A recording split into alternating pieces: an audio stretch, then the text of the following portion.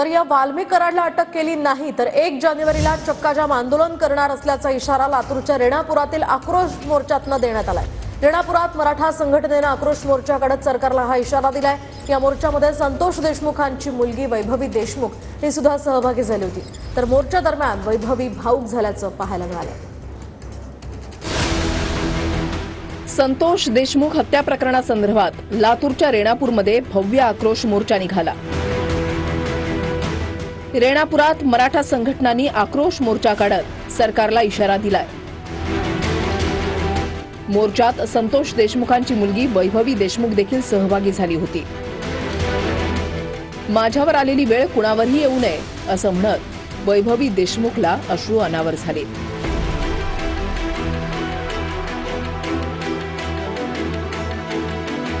आज ज्याप्रमाणे आमचे छत्र हिरावून घेतले, मला असं वाटतं की हे छत्र दुसऱ्या कोणत्याही मुलामुलीचे किंवा जी आज वेळ आमच्या कुटुंबावर ती वेळ कोणत्याच कुटुंबावर येऊ नये। वाल्मिक कराडला 1 तारखेपर्यंत अटक न केल्यास 1 जानेवारीला चक्काजाम करण्याचा आंदोलकांनी इशारा दिलाय। वाल्मिक कराडला जर अटक नाही केली तर 1 तारखेला हरिरापूर तालुक्यातील सकल मराठा समाज 18 पार जाती धर्मातल्या लोकांना सोबत घेऊन रस्त्यावरती चक्काजाम आंदोलन करेल। हत्या प्रकरणाचा निकाल लागेपर्यंत मुंडे बंधू भगिनींचा राजीनामा घ्या अशी मागणी आंदोलकांनी केली आहे। प्रत्येक मराठा बांधवाच म्हणतोय की हा प्रकरणाचा निकाल जोपर्यंत लागत नाही तोपर्यंत मुंडे भाऊचा राजीनामा घ्या। वाल्मिक कराडवर 302 चा गुन्हा दाखल करून वाल्मिक कराडला अटक करा असं म्हणत आंदोलक आक्रमक झाले। तात्काळ अटक करून या वाल्मिक कराडवर 302 चा गुन्हा दाखल करण्यात यावा।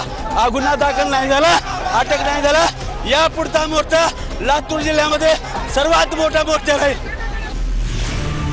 लातूर नंतर उद्या बीडमध्ये देखील भव्य मोर्चाचं आयोजन करण्यात आलंय। मोर्चात सामाजिक संघटना तसंच राजकीय नेते देखील सहभागी होणार आहेत।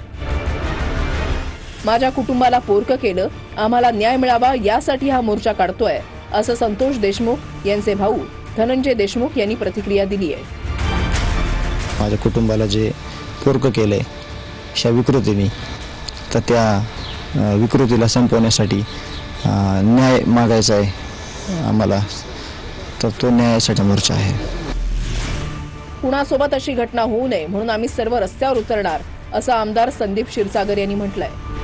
ही परत घटना कोणाच्याही कुटुंबासोबत ही अशी क्रूर पद्धतीने जे संतोष अण्णा देशमुखांच्या जे त्यांचं कुटुंब आता सहन करत आहे तशी ही घटना होऊ नये, त्यामुळेच लोक उद्या रस्त्यावरती उतरणार।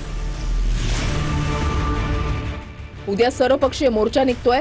उद्या सर्वजण मोर्चासाठी जाणार, नेता कार्यकर्ता म्हणून नाही तर न्यायासाठी जाणार असं आमदार सुरेश धस यांनी म्हटलंय।